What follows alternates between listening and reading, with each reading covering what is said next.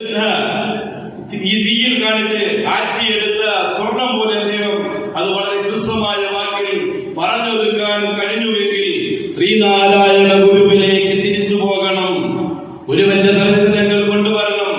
ഖുർആൻ പറഞ്ഞു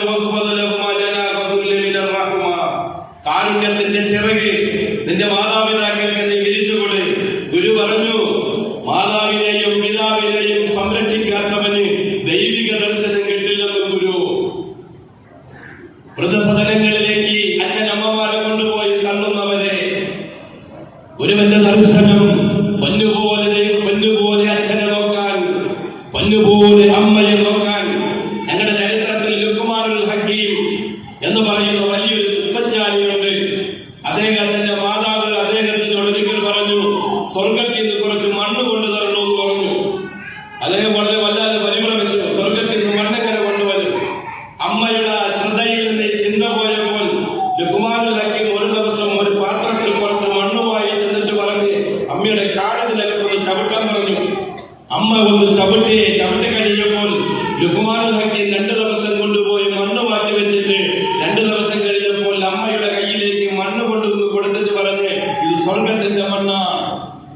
ഒരു പറഞ്ഞു മാതാവിന്റെ കാൽഭാഗത്തിലൂടെ ഖുർആൻ പറഞ്ഞു, പ്രവാചകൻ പറഞ്ഞു, അൽ ജന്നത്തു തഹ്ത അഖ്ദാമിൽ ഉമ്മഹാത്ത്. മതങ്ങൾ കാരുണ്യമാണ്. മതപ്രബോധകന്മാർ പ്രവാചകന്മാർ കാരുണ്യത്തിന്റെ വാഹകന്മാരാണ്.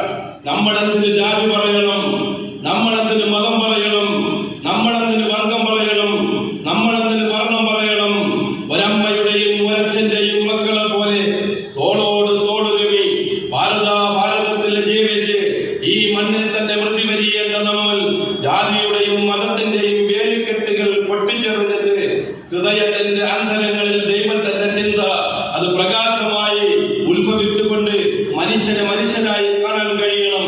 ഗുരു പറഞ്ഞു പുഞ്ചിരിക്കുന്നത് പോലും ധർമ്മമാണ്. പ്രവാചകൻ പറഞ്ഞു പുഞ്ചിരിക്കുന്നത് പോലും ധർമ്മമാണ്. മനുഷ്യനെ കാണുമ്പോൾ നീ പുഞ്ചിരിക്കുന്നത് ധർമ്മമാണെന്ന് പഠിപ്പിച്ച ഗുരു. പ്രിയപ്പെട്ടവരെ, 2025 സെപ്റ്റംബർ 21-ാം തീയതി കുണ്ട്രയിൽ വിനീതൻ സംസാരിക്കുമ്പോൾ ഈ കഴിഞ്ഞ ഒരാഴ്ചയ്ക്ക് ഉള്ളിൽ കേരളത്തിന്റെ കൊല്ലം ജില്ലയിൽ 17-ന്റെയും 30-ന്റെയും ഇടയിൽ പൊലിഞ്ഞുപോയ ചെറുപ്പക്കാരെത്രയാ? മദ്യത്തിന്റെയും മയക്കുമരുന്നിന്റെയും മദ്രാസിയുടെയും കഞ്ചാവിന്റെയും മൽപിടുത്തങ്ങൾ. 10 മക്കളെ നേരത്തെ വളർത്താൻ അച്ഛനമ്മമാർക്ക് ബുദ്ധിമുട്ടില്ലായിരുന്നു. 2 മക്കളെ വളർത്താൻ അച്ഛനമ്മമാർക്ക് കഴിയുന്നില്ല.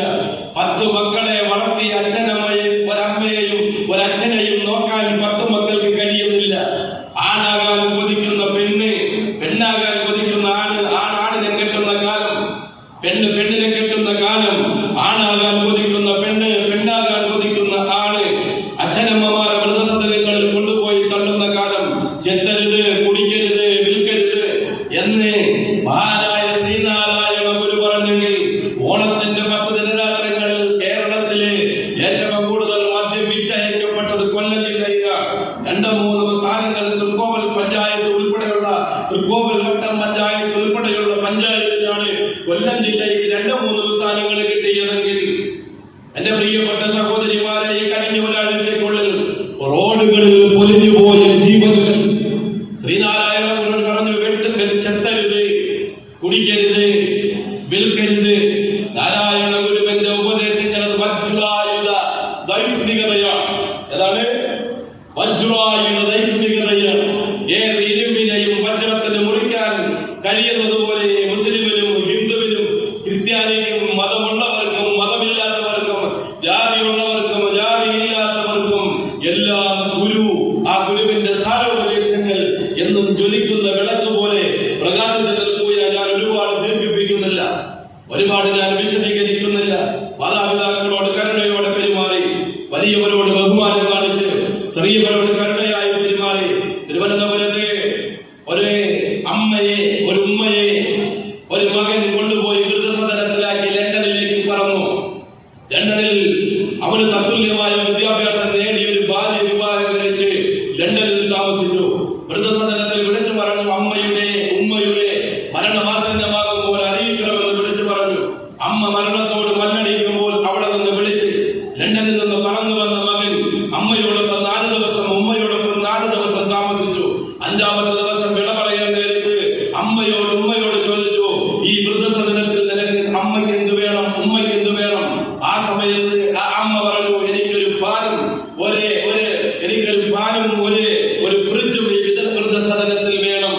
മകൻ ഏറ്റവും വില കൂടിയ ഫാനും ഏറ്റവും വില കൂടിയ ഫ്രിഡ്ജും അമ്മയ്ക്ക് വാങ്ങിക്കൊണ്ടുവന്ന് കൊടുത്ത് യാത്ര പറയാൻ നേരത്ത് അമ്മ ചോദിച്ചു, എന്തിന് ഈ ഫാനും ഈ ഫ്രിഡ്ജും നീ ചോദിച്ചു? ഇവിടെ ഒരുപാട് ഫാൻ ഉണ്ടല്ലോ, ഫ്രിഡ്ജ് ഉണ്ടല്ലോ. അമ്മ മകനോട് പറഞ്ഞത്, ഒരു കരുതൽ വേണമല്ലോ. എന്നെ ഇവിടെ കൊണ്ടുവന്ന് തള്ളിയ നിന്നെ നാളെ ഇവിടെ കൊണ്ടുവന്ന് തള്ളുമ്പോൾ ഞാൻ ഈ വൃദ്ധസദനത്തിൽ വരുമ്പോൾ ഒരു ഫ്രിഡ്ജ് ഇല്ലായിരുന്നു, അതുകൊണ്ട് എന്റെ ഇഞ്ചക്ഷന്റെ മരുന്ന് വെക്കാൻ കഴിഞ്ഞില്ല. ഞാൻ ഇവിടെ വരുമ്പോൾ ഒരു ഫാൻ ഇല്ലായിരുന്നു, അതുകൊണ്ട് എനിക്ക് കാറ്റ് കൊള്ളാൻ കഴിഞ്ഞില്ല. നീയും ഒരു 20-25 വർഷം കഴിയുമ്പോൾ ഇവിടെ വരും, നിനക്ക് വേണ്ടി ഒരു ഡിപ്പോസിറ്റ് ആയിട്ട് നിന്നെ കൊണ്ട് തന്നെ ഞാൻ കരുതുകയാണെന്ന് പറഞ്ഞ കൊടുത്താൽ കൊല്ലത്തും കിട്ടും. അമ്മയെ നോക്കാത്തവരെ, അച്ഛനെ നോക്കാത്തവരെ, പ്രിയപ്പെട്ടവരെ, ഗുരുവിനെ എത്ര പുകഴ്ത്തിയാലും വാഴ്ത്തിയാലും, മുഹമ്മദ് നബിയെ എത്ര പുകഴ്ത്തിയാലും വാഴ്ത്തിയാലും, യേശുക്രിസ്തുവിനെ എത്ര പുകഴ്ത്തിയാലും വാഴ്ത്തിയാലും, അമ്മയെയും അച്ഛനെയും ആദരിക്കാത്തവരും ബഹുമാനിക്കാത്തവരും ദൈവിക തൃപ്തി കിട്ടിയവരാവുകയില്ല. ഞാൻ നിർത്തുകയാണ്. ഗുരുനാഥന്റെ എല്ലാ ഉപദേശങ്ങളും അത് മനസ്സ വാച കർമ്മണ അക്ഷരാർത്ഥത്തിൽ ജീവിതത്തിൽ പകർത്തേണ്ടതാണ്. എന്നെ ഈ സദസ്സിലേക്ക് ക്ഷണിക്കുകയും ഇങ്ങനൊരു അവസരം എനിക്ക് നൽകുകയും നിങ്ങളുമായി സംവദിക്കാൻ ഈ അമ്മയൊക്കെ ചിരിക്കുമ്പോൾ എനിക്ക് ഭയങ്കര സന്തോഷം തോന്നുന്നു. അമ്മയൊക്കെ പല്ല് കാണിച്ച് ചിരിക്കുന്ന ചിരി, എന്റെയൊക്കെ ചെറുപ്പത്തിൽ എന്റെ വീട്ടിന്റെ ഓരത്ത് കുറെ ചേച്ചിമാരുണ്ടായിരുന്നു. ഓണമാകുമ്പോൾ ഊഞ്ഞാലാടുന്ന ചേച്ചിമാർ, അത് ഓണമാകുമ്പോൾ പൊന്തിത്തൊട്ട് കളിക്കുന്ന ചേച്ചിമാർ, ഓണമാകുമ്പോൾ സാറ്റി കളിക്കുന്ന ചേച്ചിമാർ, അവരോടൊപ്പം കഴിഞ്ഞു പോയ ആ ഒരു ദിനങ്ങൾ ഇനി എന്തെങ്കിലും തിരിച്ചു വരുമോ എന്ന് മതിൽ കെട്ടി പ്രിയപ്പെട്ടവരെ സംസ്കാരങ്ങളും ആദർശങ്ങളും കെട്ടിമറച്ച് അയൽപക്ക ബന്ധങ്ങൾ അടച്ചുപോയ ഈ കാലത്ത് ഒരു 25 കൊല്ലത്തിന് മുമ്പുള്ള ഓണവും പെരുന്നാളും ക്രിസ്മസും ആ മാനവികതയിൽ തിരിച്ചു വരുമോ എന്ന് ഒന്നുകൂടി ആഗ്രഹിക്കുകയാണ്. നാം പരിശ്രമിച്ചാൽ തീർച്ചയായും നമുക്ക് തിരിച്ചു കൊണ്ടുവരാൻ കഴിയും. അതിന് കഴിയട്ടെ എന്ന എല്ലാവിധ ആശീർവാദങ്ങളും അർപ്പിച്ചുകൊണ്ട് ഗുരുദേവ